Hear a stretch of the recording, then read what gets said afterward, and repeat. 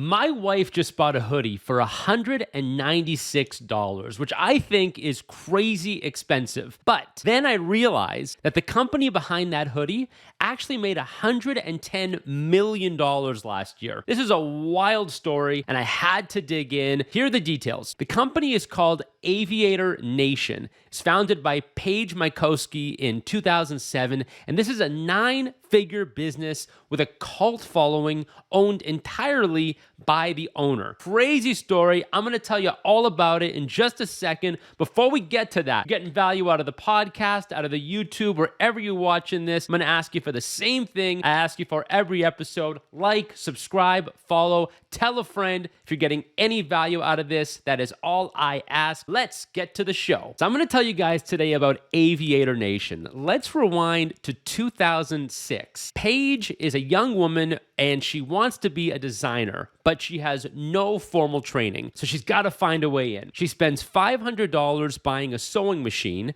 grabs some thrift store shirts and rips them apart, and then she remakes them with her own hand-stitched patterns. She wears them out, and suddenly, people are stopping her on the street. They love the shirts. They ask her where she got them from. She tells them she made them herself, and she realizes she is onto something big. She can become a designer, maybe without going the traditional route, but doing it herself. So here's what she does next. She makes a bunch of clothes out of this whole thrift store design, hand-stitched thing that she's got going on, rents out a booth at a beach fair in Venice Beach, and sells $8,000 worth of shirts in a single day. So now she's got proof of concept. Time to go all in. She spends the next few years selling at local stores and trade shows all across California. In 2009, Paige scrapes together just enough cash to open her first store on Venice Beach. And this is just the beginning. In fact, that first store and that first outlet that she opened up, I'm going to come back to that in just a minute. So here's where it gets good. Aviator Nation starts building a cult, because you have to understand, this brand is not for everybody. The clothing is very pricey. The designs have a very specific look. You'll know it when you see it. You either love it or you hate it. Some people see it and they say, what makes this so special?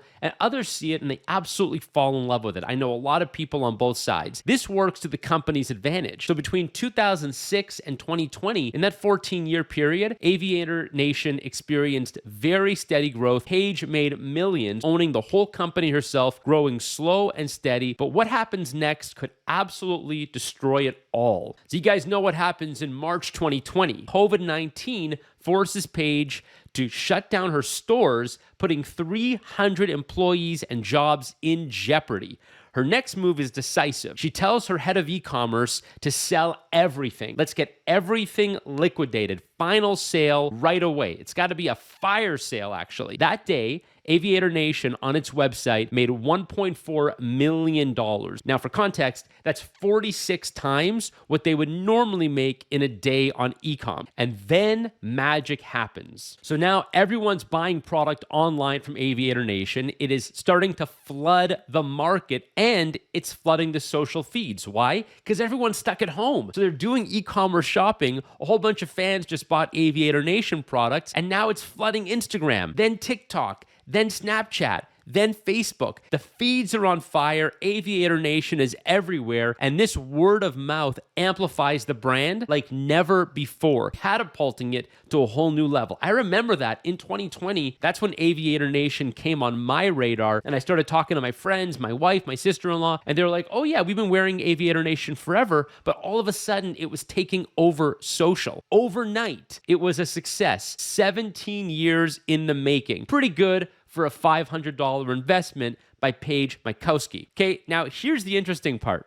I told you that she started with one single Venice Beach store. She actually bought the whole building, that strip mall on Venice Beach. I was just there a couple weeks ago, and she actually owns the whole building now. So 17 years later, she goes from renting, scraping together just enough cash to rent this store, and now all of a sudden she owns the whole building. And she wrote apparently a $17 million dividend check to herself recently. So Paige owns the whole company. This is one of the things I love about this this story. Everyone talks about the great parts about raising VC funding. People brag, oh yeah, look, TechCrunch just wrote that I raised $20 million in venture funding. Here's a problem. When you raise venture funding, you're essentially raising money that you got to pay back to somebody at a later time. And most of the time, all that money raised goes straight into working capital for the company. But when you bootstrap a company and you're profitable and you have a company making $20 million, $50 million, $100 million a year, guess what? All that extra cash at the end of the day that's left in your bank account, you can write a dividend check for yourself, and that's exactly what Paige did.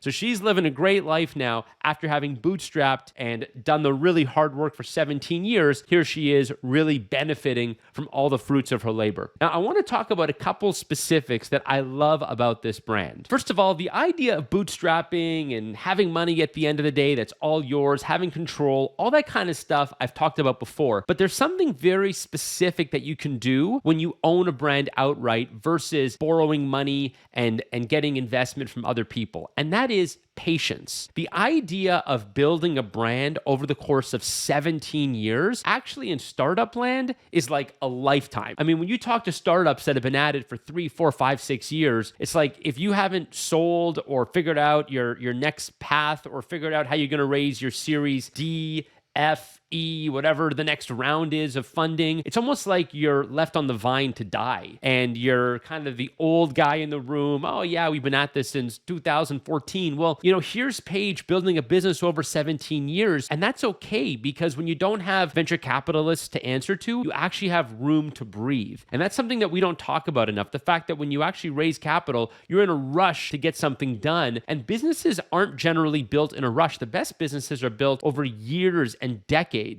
Aviator Nation, 2007, I only heard about it in 2020. And it took, all that time to become a 9-figure business, but you can get there if you have the patience to do it. The other really cool part about this business is the marketing side. So if you think about how Aviator Nation actually grew, they did a lot of search engine marketing. Yes, they pop up on Facebook and on Instagram. They run a lot of ads, but really the cult following and the social media credibility that it has happens organically.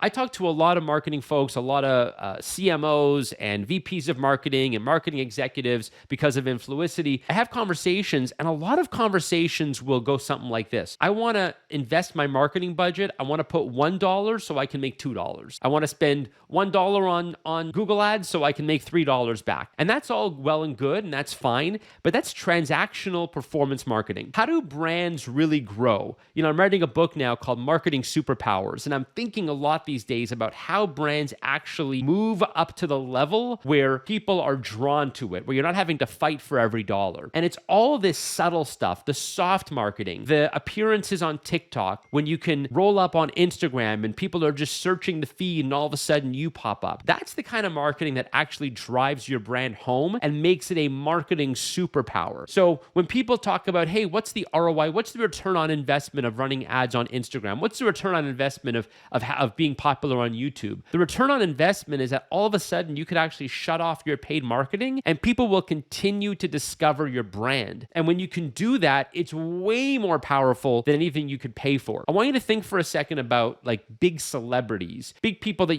big musicians, rock stars, movie stars, right? Think about the biggest names in the world. Jennifer Lopez, Ben Affleck, Tom Cruise, Brad Pitt, Jennifer Lawrence, right? These types of people are really big. They're household names. Now, let me ask you a question. Is that because there have been a lot of ads that run and you've seen them in a lot of commercials? Maybe you've seen them in some commercials, but I would bet that these people more so because they've been in movies, because they've been in tabloids, because they've been all over your social media feeds, because they're in magazines when you check out at the grocery store. It's actually all of the soft marketing that goes a lot further than the hard marketing. And we see that with brands also. Aviator Nation's a great example. When you can go ahead and build a brand that people love so much that they're talking about it themselves, that they're sharing it on social, that they're sending their friends WhatsApp messages showing you the new hoodie they just got.